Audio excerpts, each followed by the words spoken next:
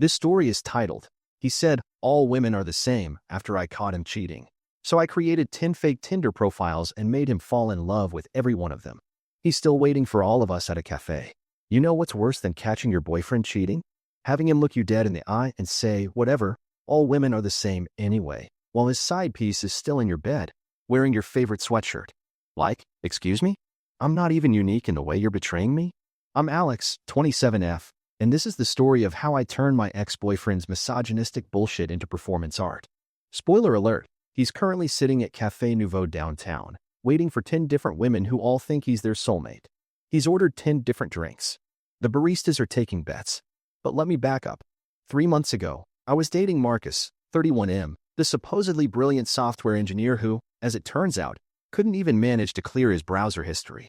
We'd been together for 2 years, lived together for 1, and I actually thought he was going to propose soon. Stupid, I know, but love makes you blind and apparently stupid too. I should have known something was up when he started working late at a startup. Like, since when does a guy who once called HTML basically quantum physics suddenly care about overtime? But I trusted him because that's what you do when you're in love and an idiot. Then came that Thursday. I had food poisoning, thanks sketchy food truck sushi, so I came home early from work. And there they were, Marcus and Jessica from marketing, doing unspeakable things on my vintage IKEA duvet cover. My duvet cover. The one I stood in line for 3 hours to buy during their limited Scandinavian artist collection sale. I just stood there, holding my stomach, both from the sushi and the shock, while Jessica scrambled to cover herself with, I kid you not, my favorite oversized Stanford sweatshirt. The one I've been looking for all week. Mystery solved, I guess. But it wasn't the cheating that broke me. It wasn't even the duvet cover betrayal. It was what happened next. Marcus, this absolute waste of evolutionarily developed cognitive function, just shrugged and said, "Don't act so surprised, Alex. All women are the same anyway. You probably would have done the same thing eventually." That's when something in my brain just clicked. You think all women are the same, Marcus? You think we're all interchangeable? Oh honey, you have no idea how many women you're about to meet. I'm a UX designer who specializes in digital identity systems. I know how dating apps work. I know how to make profiles that seem real. And most importantly, I know exactly what kind of woman Marcus falls for. This isn't just a revenge story.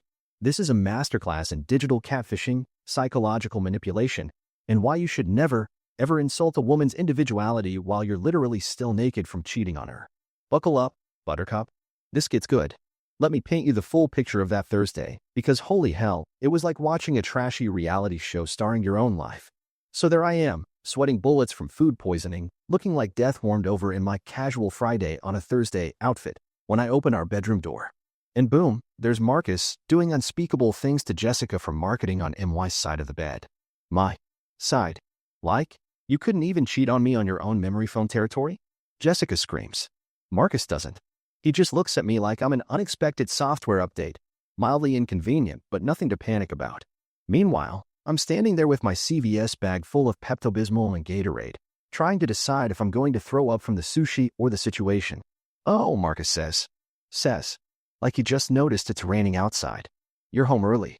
That's when Jessica, sweet, stupid Jessica who once asked if Excel was a type of PowerPoint, starts rambling. Alex, oh my God, this isn't. I mean, it is, but your sweatshirt is really comfy, by the way. I lost it.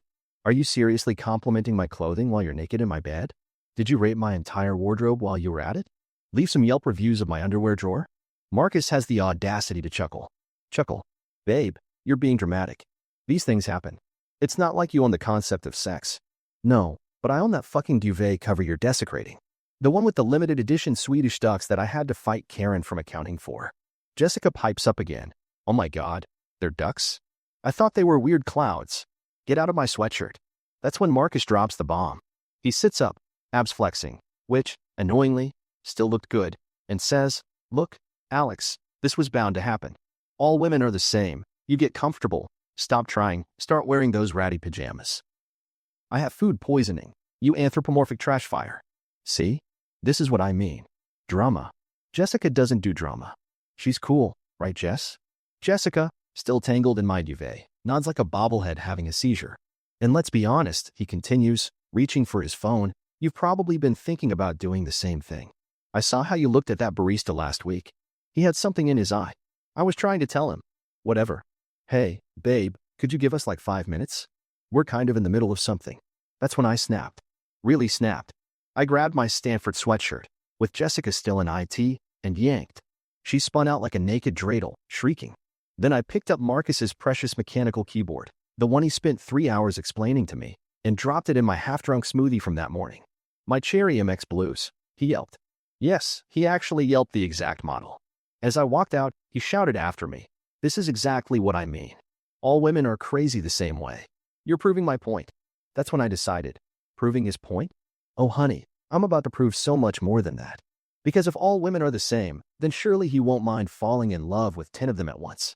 I grabbed my laptop, my backup hard drive, and my dignity. Left everything else, including my now traumatized duvet cover. As I walked out, I heard Jessica ask, should I leave too? Marcus replied, nah, she'll get over it. They always do. Narrator voice. She did not, in fact, get over it. She got even. So there I was, dragging my emotional baggage and one hastily packed suitcase to my parents' house, thinking at least I'd get some sympathy and maybe mom's stress-baking chocolate chip cookies. Spoiler alert, what I got instead was a masterclass in why you should have listened to us. The extended cut. Oh honey, my mom said, stirring her tea like she was mixing a potion of pure disappointment. We tried to warn you about those startup types. Remember when he showed up to Christmas dinner in flip-flops? In December? That was a sign. Mom, I just caught him cheating on me on my bed. Could we maybe postpone the I told you so parade? Dad chimed in from behind his newspaper. Well, princess, when you picked a man who thinks crypto mining is a real job. He's a software engineer, Dad. And that's not even remotely the point. Remember that nice accountant we introduced you to last year? Mom continued, like I hadn't spoken. Brian? The one with the sensible Toyota and the 401k? You mean the one who spent an hour explaining the tax benefits of funeral plots? Yeah, Mom. Clearly I missed out on that thrill ride. That's when my mother dropped the bomb. Well, maybe if you dressed more professionally and learned to cook proper meals instead of that. What do you call it? Your dash lifestyle? Maybe Marcus wouldn't have strayed. I nearly choked on my tea. Are you seriously victim blaming me while I'm sitting here with food poisoning from trying to save money by eating discount sushi? I'm just saying in my day. In your day? What, Mom?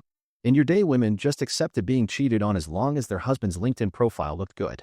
Dad lowered his newspaper. Now, that's not fair to your mother. We're just trying to help you learn from this. Unfortunate situation.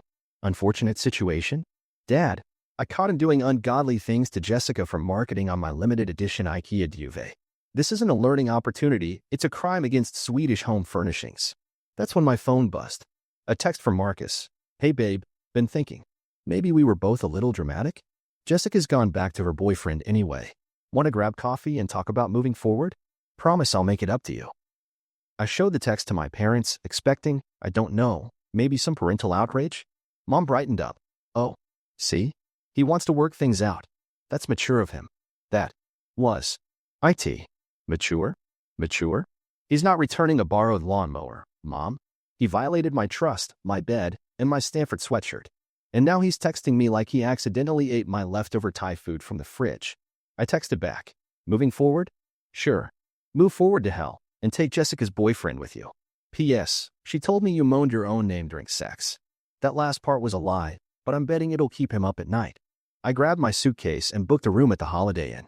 Sure, it was eating into my savings, but it was better than staying in a house where my mom thought the solution to infidelity was learning to cook pot roast. As I checked in, Marcus sent another text. Don't be like this. All women get emotional, but you're taking it to another level. Let's be adults about this. Oh, you want adult? Game on, Marcus. I'm about to show you 10 different levels of adult that'll make your head spin. I opened my laptop and pulled up Tinder. Time to create profile number 1. Emily, the free-spirited yoga instructor who loves Bitcoin and thinks mechanical keyboards are sexy. Because if all women are the same, then you won't mind meeting all of me. Let me tell you about the 10 women Marcus fell in love with over the course of 2 weeks. I've never had so much fun being catfished by myself. First up was Emily, the yoga instructor who accidentally super-liked him. Within 5 minutes of matching, Marcus claimed he'd been doing yoga for years. This man once pulled a muscle trying to reach the TV remote. But suddenly he's all, oh yeah, I practically live at the studio. Namaste, baby. Then came Sophia, the tech startup founder. Holy shit, you guys. Marcus told her he invented several coding languages. He literally had to Google how to center a div last month. But now he's out here claiming he's the secret genius behind Python 4.0, which doesn't even exist. You absolute walnut. Katie the vegan chef got treated to stories about his plant-based lifestyle journey. This man cried actual tears when Wendy's was closed last week. But now he's telling Katie about his homemade seitan recipes and how meat is so 2023. I watched him eat 3 Big Macs in one sitting last month. The best was Rachel, the cryptocurrency enthusiast. Marcus told her he was an early Bitcoin investor who just keeps it quiet because of security. Security. This man used his birthday as all his passwords and once asked me if the cloud was up there with the real clouds. But my personal favorite was Jessica. Yeah, I used that name on purpose, the CrossFit trainer. Marcus claimed he could deadlift 400 pounds. He once asked me to open a pickle jar for him. The conversations were pure gold. To Emily, I actually learned meditation in Tibet. He got lost in the Walmart parking lot last Christmas. To Sophia, I'm developing an AI that could revolutionize dating apps. He thought Siri was a real person for 2 months. To Katie, I haven't touched processed sugar in years. There's probably still chocolate in my duvet cover from that fateful Thursday. To Rachel, I mine crypto in my spare time. He once tried to pay for groceries with Chuck E. Cheese tokens he found in his coat. To Jessica, I run ultramarathons. He uses the elevator to go down 1 floor. Each woman got a different version of Marcus, and this chameleon of chaos adapted to every single one. He told Sarah the artist that he collected modern art. He has one Andy Warhol poster that he bought at Target, and convinced Lisa the bookworm that he was writing a novel. His last written work was a complaint email to Chipotle about excessive guac pricing. The best part? He set up dates with all of them. Same cafe, same day, different times. All carefully spaced 30 minutes apart because, as he told Madison the PR exec, he's extremely organized and values time management. This is the same man who once showed up 2 days early for daylight savings time. I had him scheduled for a dating decathlon. 2 p.m. with Emily, yoga, 2:30 with Sophia, tech, 3 o'clock with Katie, vegan, and so on until 6:30 p.m. 10 women, 10 versions of Marcus. One cafe that's about to witness the most elaborate public dumping in history. Because here's the thing about saying all women are the same, it really comes back to bite you when they all turn out to be your ex-girlfriend with outstanding organizational skills and a burning desire for revenge. Oh, and I made sure every single one of them asked him to wear something specific. Emily requested a yellow scarf. Sophia wanted a blue tie. Katie insisted on a green pocket square. My man's about to show up looking like a sentient color run. The cafe staff? They think they're hosting a reality TV show. I might have let them believe that. The barista even offered to create a special drink called the Cheater's Chai.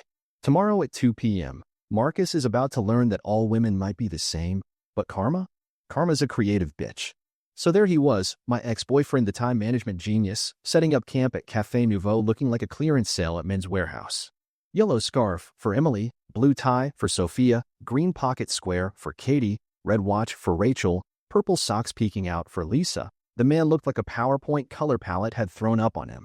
I settled into my corner spot, ordered an iced latte, and watched this beautiful disaster unfold. Fun fact about Marcus. He's the kind of idiot who'd schedule 10 dates back-to-back because he genuinely believes he can sweet-talk his way through a 30-minute speed dating marathon. Like, what was his plan exactly? Sorry, babe, gotta run.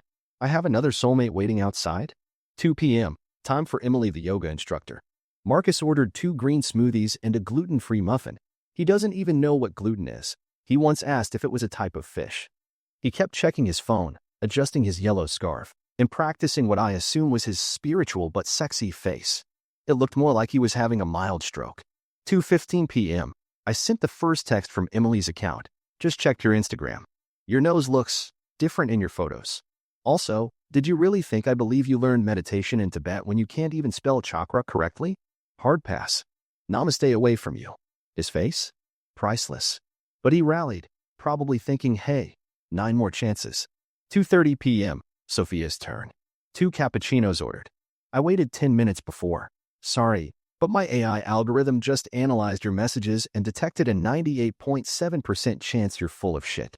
P.S. Python 4.0? Really? The barista, Miguel, was now fully invested in the show.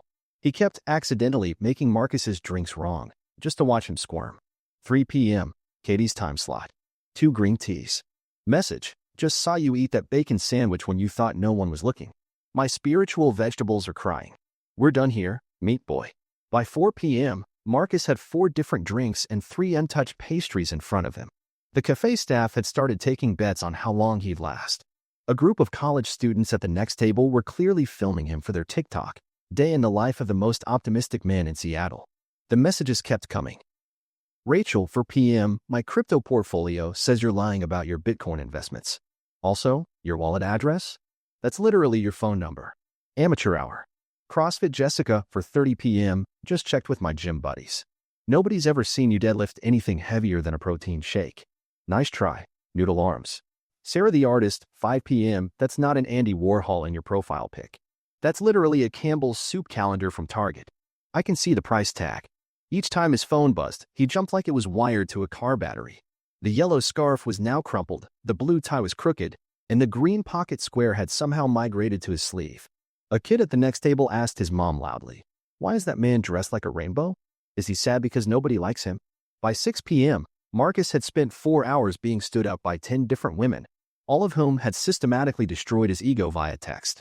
The table looked like a crime scene of abandoned drinks and stress-eaten muffins. The best part? He couldn't even leave.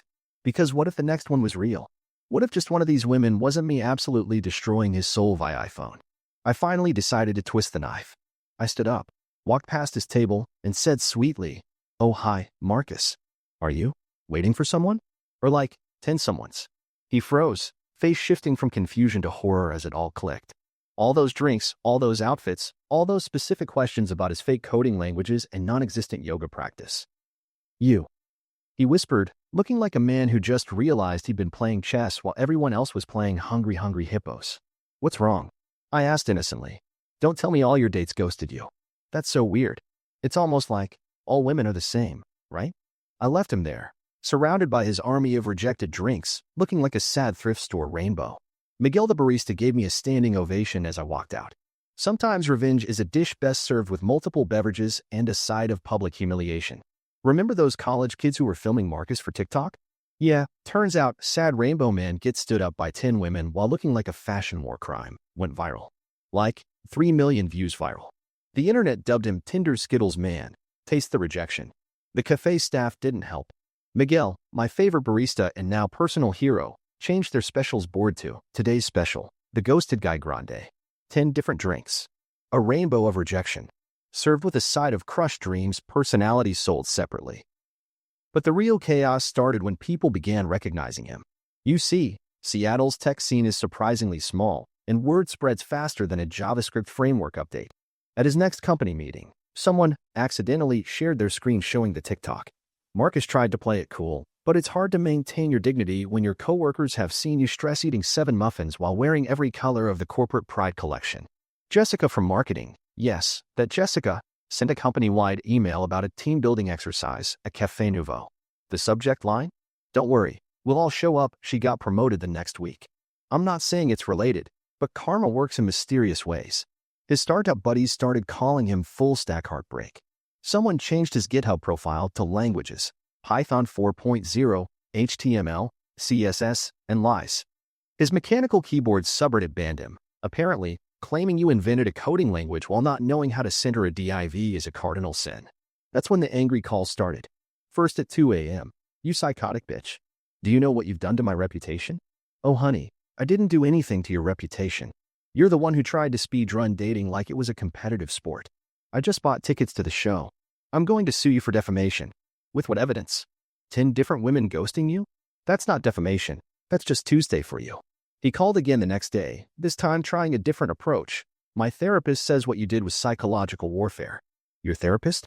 The same one you told Sophia you'd never need because you'd achieve spiritual enlightenment through Bitcoin meditation?" "I'm serious, Alex. You've ruined my life." "No, sweetie. You ruined your life when you decided to cheat on me and then tell me all women are the same. I just provided the spotlight and the colorful wardrobe." The yoga studio he'd never actually been to put up his picture with the caption, "Namaste away, not welcome here." They offer a new class called Digital Detox, how to stretch the truth without pulling something. His dating app matches started recognizing him. "Aren't you the guy who?" "OMG, it's Skittles man. Quick question. Did you really think you could speedrun dating?" The final meltdown came when his mom called him. Apparently, she'd seen him tagged in a dating advice meme. If he shows up looking like a fruit roll-up, he's probably not the one. She wanted to know if he needed help with color coordination or basic human decency. That triggered the last phone call. My mom is asking if I need therapy. My own mother. Well, do you? Because normal people don't schedule 10 dates in one day wearing a costume that makes them look like a rejected pride parade float. I'm going to expose you. Tell everyone what a manipulative psycho you are. Go ahead. I'm sure everyone would love to hear how the guy who cheated on his girlfriend with Jessica from marketing while wearing a coconut emoji got outsmarted by said girlfriend playing Tinder Pokemon.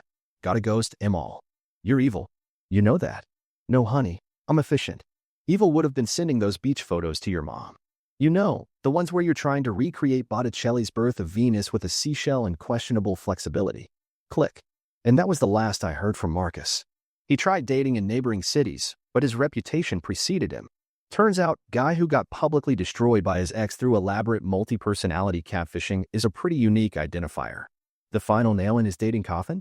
His new profile got featured on a dating app Red Flags webinar. Under the section, when he says all women are the same but dresses like a confused toucan. Last I heard, he moved to Portland. Probably the only city where dressing like a human mood ring while crying into multiple beverages might actually help him blend in. My mom still thinks I should have given him another chance. Everyone makes mistakes, she says. Yeah, Mom, but most people's mistakes don't come with a color-coded schedule and an audience score on Rotten Tomatoes. As for me, I'm doing great. Found a new apartment. Got a promotion. Turns out my elaborate multi-platform digital identity management skills impressed my boss. And Miguel gives me free coffee whenever I visit the cafe. He even named a drink after me. The ex's revenge. It's served cold, but the satisfaction burns forever.